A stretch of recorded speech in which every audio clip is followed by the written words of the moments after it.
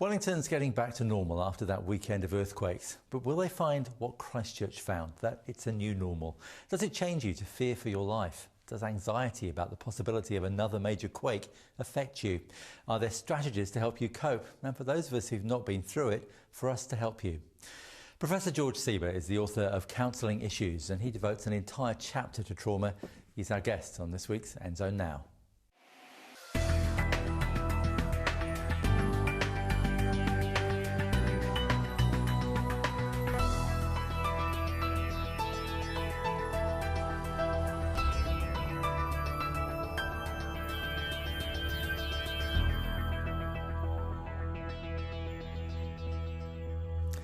George, thank you very much indeed for sparing time for us. Particularly, it's been a very busy week for Wellington. It has. We know from experience in Christchurch that the effects of that ongoing rumbling, first you have a big one, and then another big one, and then you have continuing shakes. The effects can be very long-lasting. They last much longer than the actual earthquakes. Yes, they do. Yes, in fact, it's hard to appreciate what's going on inside you, because stress can build up. So what is going on inside you? When that happens, I guess your initial feeling is fear, but then what happens after that? Well, fear tends to lead to adrenaline rush.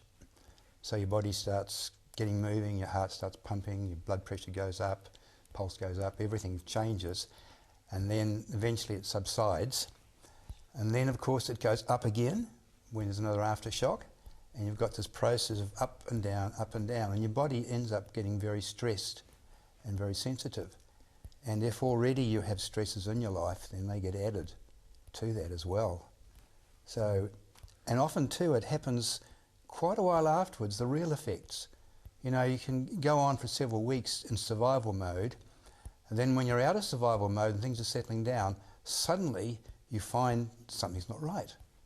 I'm waking up in the middle of the night, I'm got panic feelings, and they come out of the blue. And it's like your nervous system has been sensitized, and it's sort of kind of giving you a kickback. Yeah. And that's when the problems start, if they do start. So it's not just, I guess, a psychological stress. It's actually a physical stress. Yes. So how does that? You talked about sort of waking in the middle of the night. Are there physical effects as well as the mental effects of waking up and not being able to get back to sleep? Well, sometimes people have these feelings of panic or anxiety attacks, and they can be frightening. A real full-on panic attack has the same sensation that a person would get if they were drowning. Wow. Very Very unpleasant. And people have them, not without earthquakes, but things like earthquakes can bring them on later, when your body becomes sensitized. And if that happens with a person, it's good if they can actually get some help to deal with those, because they're terrifying. Yes. Really terrifying. Yeah. When you have something like they've had in Wellington, I mean, just before we came on air, I checked my emails and saw there'd been another half dozen aftershocks in the space of an hour or so. I mean, they're coming every few minutes. That must make it Scary. Scary, yeah. Yes, it is. And of course, it's the continual elevation of adrenaline that's the problem. It means that, your body doesn't get a chance for it to drop back down. What happens is that when you have a lot of adrenaline, it keeps you going, and then when the adrenaline stops, your body says, this is how you really are, and that's you can feel depressed. So it's quite natural to feel depressed after a long stretch of adrenaline. And some people feel that that's not normal, but it is. It's like people who work very, very hard during the week on adrenaline, and then when do they have their migraines? On the weekend. Yeah. Or people who have been working really hard, like teachers perhaps during the year, they go on holiday, the first 2 days they're wiped out, and it's your body coming back to normal. And it's the adrenaline's gone to prop you up. And so some depression is natural after a prolonged period of adrenaline. I heard somebody say on TV last night, it's okay to be afraid. And I think, as she said it, I thought, actually, that's quite deep, because we all try to say, no, stiff upper lip, we're not frightened. But actually, when the earth is shaking and your building's moving, fear, it seems it's okay, isn't it? It's God-given. It's like anger. I mean, anger and fear are natural emotions. It's what we do with them that matters. And so fear is what drives the stress and keeps re-stressing. And it's important that when a person feels like that, they can at least talk to somebody or communicate with friends or share the experience. It all helps in the end to deal with that fear.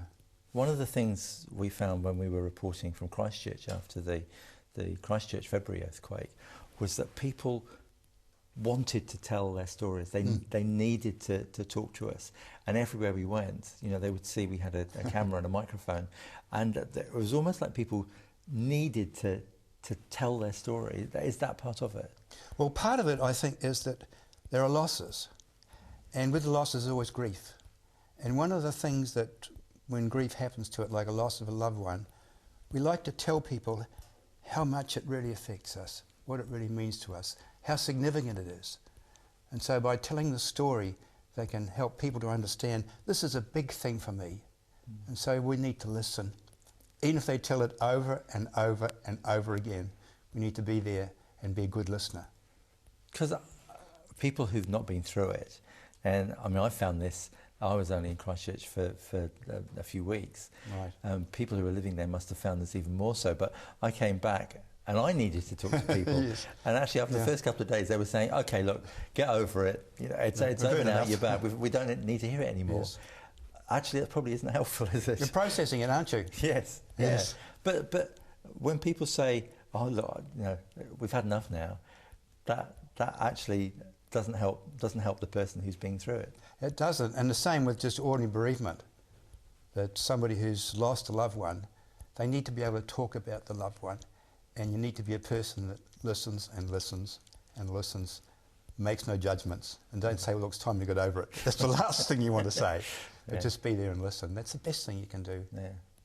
I read somewhere that for people who have been through something like the earthquakes in Wellington or in Christchurch, that actually talking together, the fact that there's this common bond, you've all been through this, that can be a help. In many ways it brings out the best in people, because what happens is that suddenly you've got something in common and a common experience that you can share. And of course we are designed, God designed us to be a community people, and so therefore I think things like a natural disaster bring out that natural community part of us. And so we do get together. It's like people in a foreign country, they'll find people who speak their language. Yeah. They'll end up there so they can talk about what the natives are like.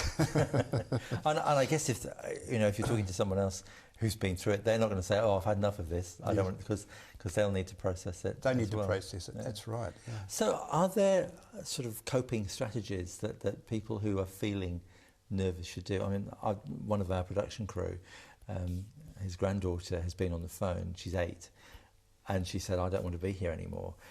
What are coping strategies that families can use if they're going through it? Well, I think that they need to accept the fact that there's grief, and the best thing to do with grief is grieve, because you can lose so many things with an earthquake. I mean, you can lose all your possessions, the valuables, the things that you really care about. For some people, they lose their livelihood. There's some lose the best aspects of education. They've uprooted and moved somewhere else. There's so many losses, and they just come bang, bang, bang, one after another. And so the first thing to do is to recognise that perhaps they are grieving, and by talking about it and allowing the tears to come. Some people say stiff upper lip, but the way to grieve, the best way to get over grief is to grieve, always. And that helps to accelerate the process. Tears, in fact, have certain substances in them which actually help us. So tears are there for a very important reason.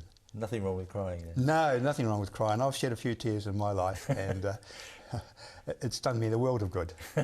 Sometimes God speaks to us and tears come. Because I think, it's not something that men particularly feel that comfortable doing. It's not a manly thing to do, and yet, from what you're saying, it's actually necessary. It's cultural. A lot of it's cultural. I mean, you find men, some men kiss each other in public, and some men touch each other in public, and depending on which country they come from. And so a lot of it is culture. And of course, New Zealand, we have the macho image, you know, the do-it-yourself and all the rest of it. But at the same time, we all have feelings.